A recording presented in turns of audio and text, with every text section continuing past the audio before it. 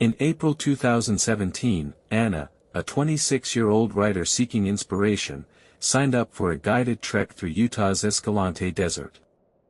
Spring had touched the sands with fleeting wildflowers, yellow bursts against red rock, the air sharp with sage and promise.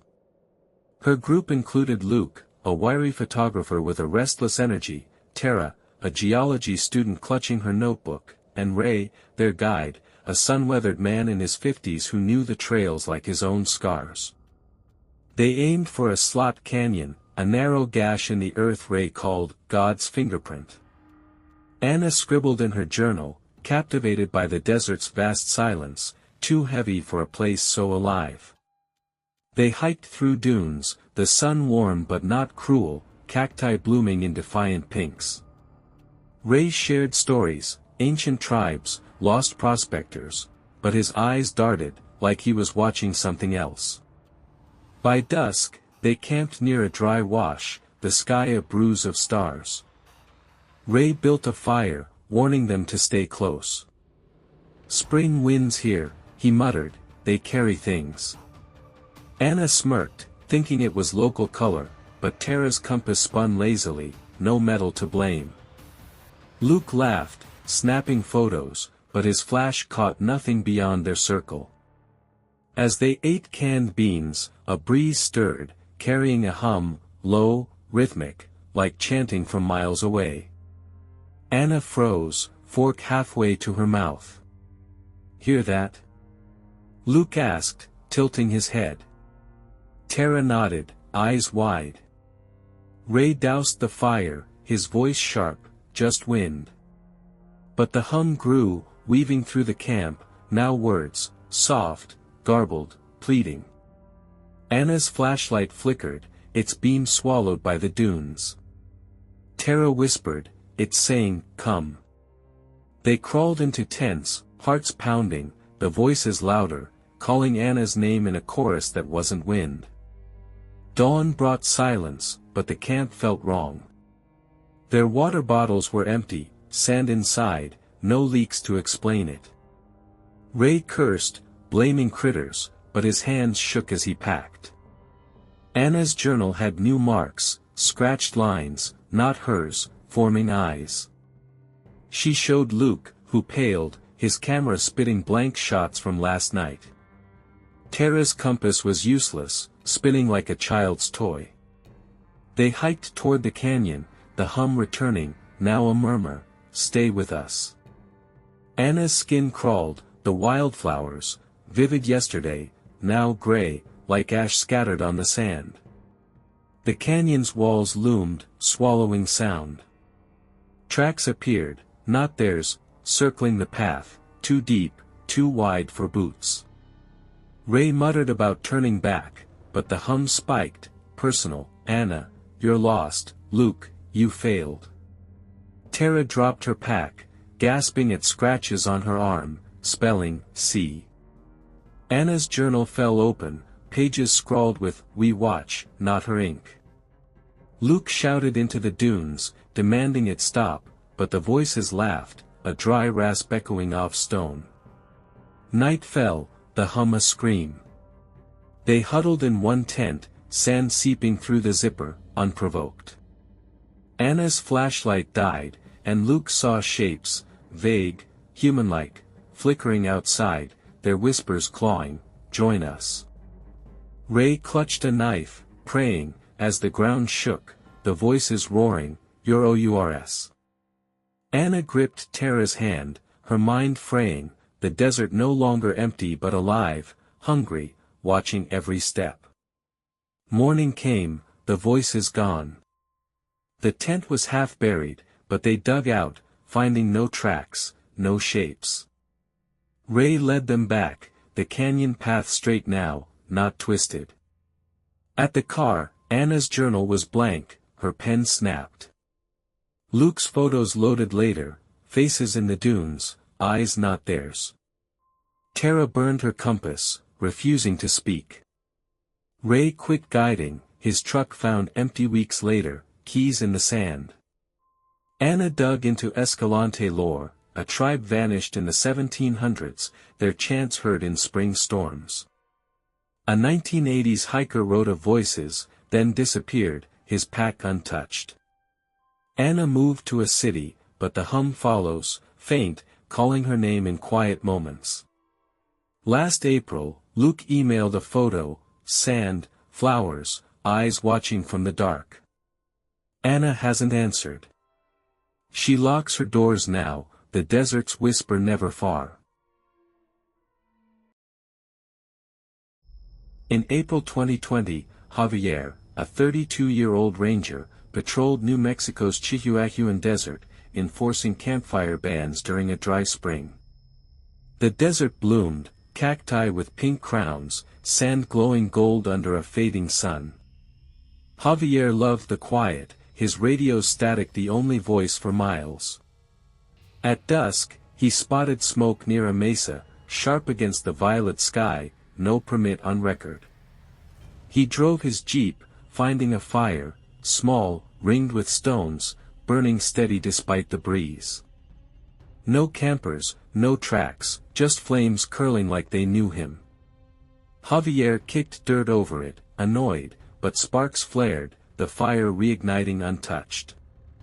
His radio hissed, not bass, burn, a voice dry as ash.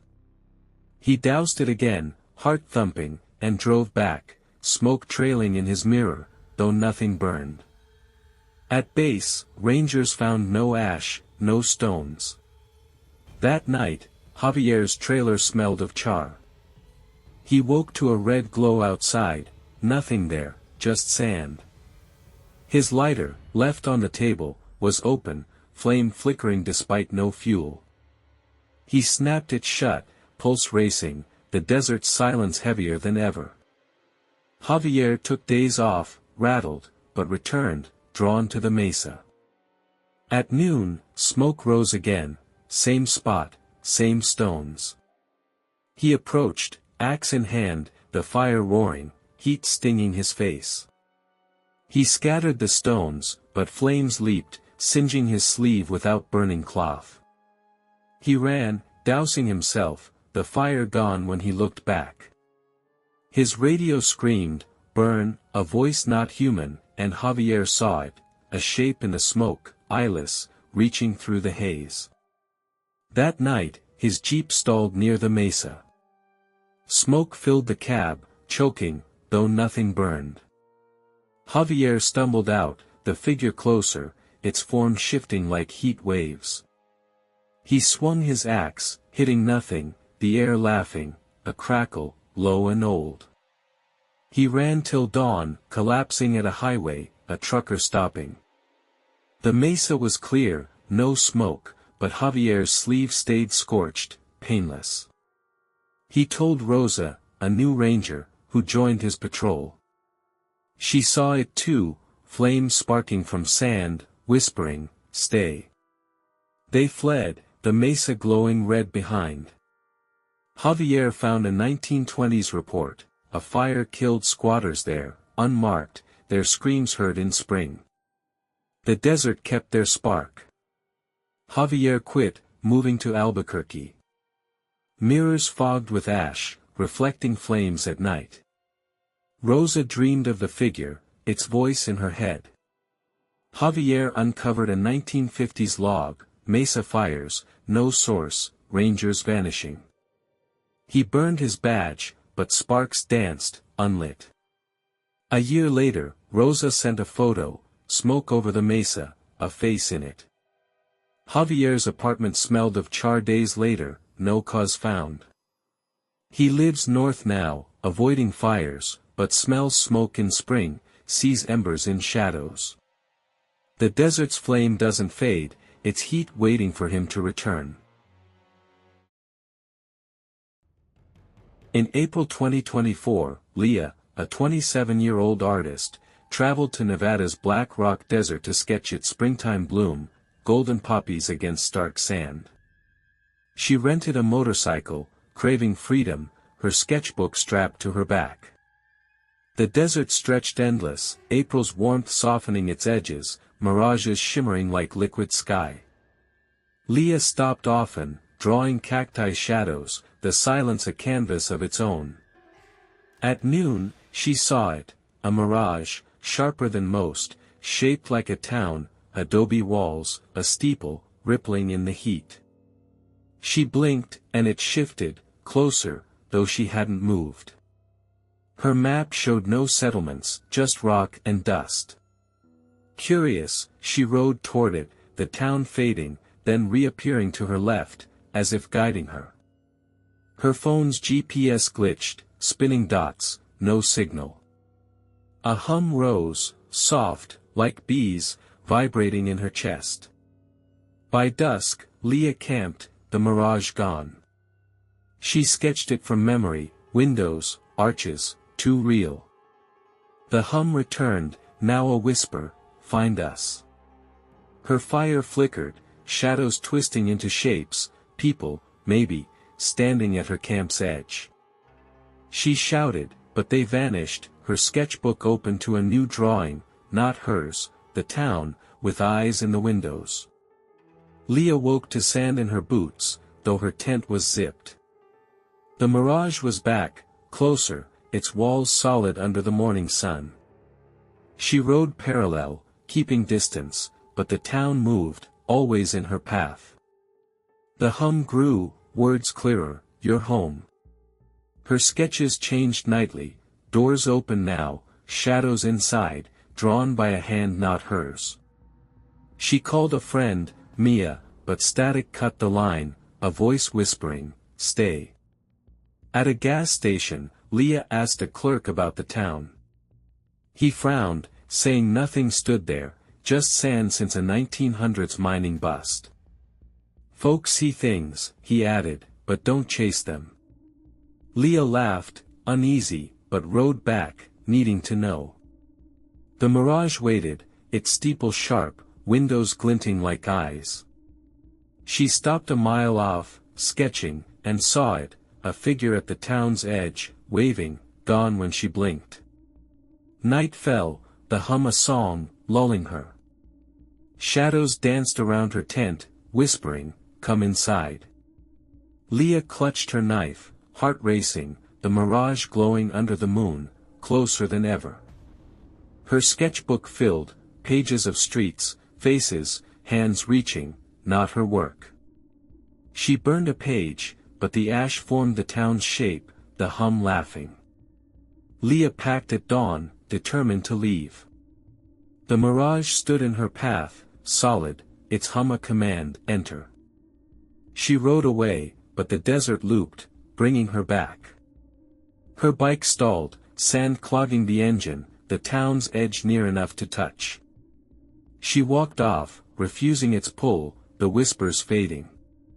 At a highway, a trucker picked her up, saying her bike was gone, though she'd seen it minutes ago.